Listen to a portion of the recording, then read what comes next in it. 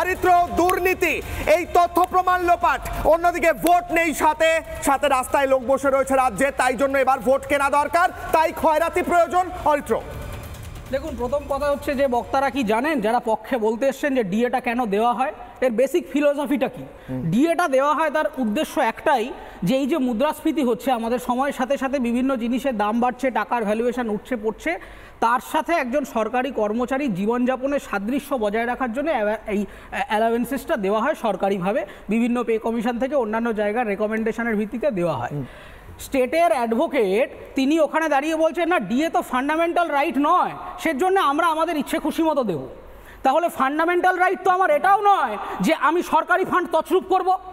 আমি সরকারে আছি বলে দিনের পর দিন আনস্ট্রাকচার্ড ইকোনমিকে যে কথাটা উনি বলার চেষ্টা করছিলেন, আমি ওনার কথাই সাবস্টেন্সিয়েট করছি। 2018 সালে পশ্চিমবঙ্গ সরকারের সাথে ব্রিটিশ কাউন্সিলের একটা MOU সাইন হয়েছিল, তার এগেনস্টে একটা রিসার্চ কন্ডাক্ট করানো হয়েছিল যার নাম হচ্ছে ম্যাপিং ক্রিয়েটিভ ইকোনমি। 2019 সালে রিপোর্ট প্রকাশিত হয় 19/21-এ। সেখানে বলা হয়েছিল যে পশ্চিমবঙ্গের দুর্গাপুজোর মোট ভ্যালুয়েশন আনুমানিক 33,000 কোটি টাকা, যা মোট GDP 2.58%। তারপর থেকে আপনি যদি দেখেন যে গ্র্যাজুয়ালি সেইখানে সরকার বিনিয়োগ বাড়াচ্ছে, খুব ভালো কথা। আমার বক্তব্যটা হচ্ছে যে একটা আনস্ট্রাকচার্ড ইকোনমির ওপরে একটা অর্থনীতি চলতে পারে না। আমার এখানে সরকারি কর্মচারীদের ডিএ বাড়ানোটা ইম্পর্টেন্ট, আমার এখানে ক্যাপিটাল ইনভেস্টমেন্ট বাড়ানোটা ইম্পর্টেন্ট। আপনি সরকারি কর্মচারীদের থেকে প্রয়োজনের থেকে বেশি পরিমাণে তাদেরকে দিয়ে কাজ করান, অধিকাংশ জায়গায় তারা আন্ডারপেড, অধিকাংশ জায়গায় আপনি ভ্যাকেন্সি নেন না। এই যে পুলিশের প্রতি এত শ্রদ্ধা জানাচ্ছেন না, আপনি থানাগুলোয় ঘুরে দেখে আসুন, একজন এসআইকে দিয়ে আপনারা 4 জনের কাজ করান। একটা জুনিয়র লেভেল অফিসার সকালবেলা 6টায় আসে, রাত্রিবেলা 2টোয় বাড়িতে যাচ্ছে, অধিকাংশ জায়গায় লোক নেই। সিভিক ভলান্টিয়ার রাখেন, তারা কাজ করে না। এরকম অফিসারও রয়েছে কলকাতা পুলিশে, দায়িত্বের সাথে বলছি, দরকারে ভেরিফাই করে নেবেন। এরকম থানায় আছে, সেখানে লেখা আছে যে তার কাজ হচ্ছে সে অপারেটর হিসেবে, সে একটা সিভিক টাইপের সে থাকবে, সে এখানে থাকে না। নেতার সাথে সেটিং করে সে একটা অন্য ব্যবসায় চলে গেছে, এখানে খাতায় কলমে সে অপারেটর।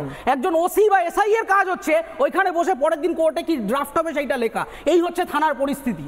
ফলে আগে সরকারি কর্মচারী যারা সরকারটা চালাচ্ছেন, শুধুমাত্র বড় বড় আইপিএসদেরকে আইএএসদেরকে আপনি প্রমোশন করিয়ে দেবেন, আর সব সময় কতগুলো আইএএসদের ঢলাও বহর নিয়ে কনভয় নিয়ে গেলে হবে না। আইএএস আইপিএসরা ঠান্ডা ঘরে বসে অফিসগুলো চালায় না, অফিসগুলো চালায় সাধারণ সরকারি কর্মচারীরা। সেই সরকারি কর্মচারীদেরকে দিয়ে আপনি মাত্রাতিরিক্ত পরিশ্রম করাবেন, অথচ তাদেরকে যোগ্য ডিএটা আপনি দিতে পারছেন না। কেন? কারণ কোর্ট বলবার পরে আপনার সেখানে নির্লজ্জ গভর্নমেন্ট বলছে আমাদের পয়সা নেই, মুখের ওপরে কোর্টকে বলছে আমাদের পয়সা নেই, দেউলিয়া হয়ে যাব। তাহলে পয়সা যখন নেই, তাহলে সেই পয়সার তছরূপ আপনি কিভাবে করছেন? একটা ইন্টারনাল অডিট রিপোর্ট প্রকাশিত হয়, আপনি দেখাতে পারবেন গভর্নমেন্টের প্রপার অডিট হয়। গভর্নমেন্টের অপারেশনটা কি? প্রত্যেকবার যখন বিভিন্ন জায়গায় ভোট হয়, আপনি একদম সঠিক জায়গাটা ধরেছেন, ধরুন পঞ্চায়েত ভোট। পঞ্চায়েত ভোটের সময় কি করবে? আচ্ছা, এখানে আমার কিছু লোককে ভুল বোঝাতে হবে। অন্য একটা ফান্ডের টাকা দেখবেন, যখনই লক্ষ্মীর ভান্ডারে টাকা বিনিয়োগ হচ্ছে, মিড ডে মিলে গোলমাল শুরু হয়ে যাচ্ছে। আবার মিড ডে মিলে যখন বাড়ছে, কন্যাশ্রীর টাকা ডিসবার্স হচ্ছে না। আবার কন্যাশ্রীর টাকা যখন বাড়ছে অন্য জায়গায়, তার মানেটা কি? এখানে হচ্ছে একটা ফান্ডের মিসম্যানেজমেন্ট। এখানকার টাকা নিয়ে এখানে দিচ্ছি, যখন যেখানে ভোট আসছে, মিউনিসিপ্যাল ইলেকশনের আগে দেখবেন শহরে নির্দিষ্ট কিছু প্রকল্পে হঠাৎ করে টাকা বেড়ে গেল। আজকে দুয়ারে পাড়া দুয়ারে সমাধান প্রকল্প করেছেন, খুব ভালো কথা, কিন্তু সেই সমাধান প্রকল্পে যাবো কি করে? রাস্তায় তো গাড্ডা মশাই। আজকে প্রত্যেকটা জায়গায় একটা বাচ্চা মারা গেল, একটি বাচ্চা ডুবে মারা গেল, আপনি দুয়ারে পাড়া দুয়ারে সমাধান করছেন। সমাধানটা কিভাবে করবে? আপনার সরকারি অফিসাররা আসবে কি করে? রাস্তা নেই। আজকে যেখানে একের পর এক জায়গায় একের পর এক সুপ্রিম কোর্ট জাজমেন্টে বলেছিল যে ফুটপাথটা একটা ফান্ডামেন্টাল রাইটের অংশ, আর্টিকেল 21-এর অংশ, লাইফ অ্যান্ড লিবার্টির অংশ। কলকাতার ফুটপাথগুলো দেখুন, আমি অন্যান্য রাস্তার কথা ছেড়েই দিচ্ছি, জায়গায় জায়গায় গর্ত ভরে রেখেছে। এবার যখন জিজ্ঞাসা করতে যাচ্ছি পিডব্লিউডির অফিসে, বলছে তোর মশাই কাজ হবে না, লোক নেই।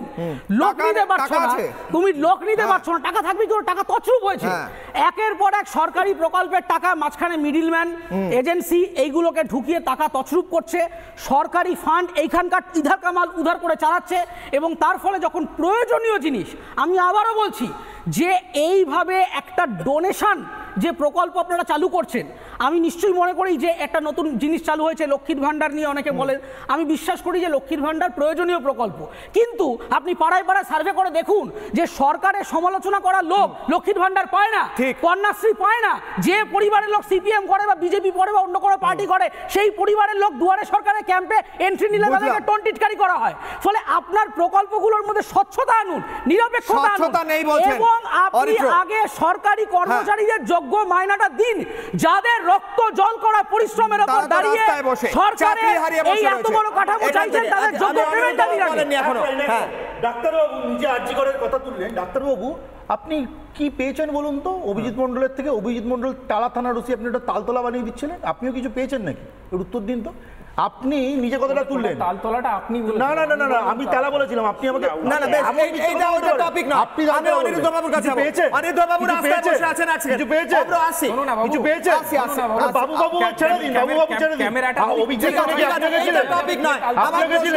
অনিরুদ্ধ বাবু আমার প্রশ্ন, কিছু পেয়েছেন? কিছু পেয়েছেন? হ্যাঁ সব তো বলতে পারছি, সব বুঝতে পারছি। কিছু পেয়েছেন? নানা ধরনের কন্টেন্ট দেখার জন্য লাইক করুন, শেয়ার করুন আমাদের ফেসবুক পেজ, সাবস্ক্রাইব করুন আমাদের ইউটিউব চ্যানেল। পাশাপাশি অন্যান্য ব্রেকিং নিউজের জন্য অবশ্যই চোখ রাখুন রিপাবলিক বাংলায়।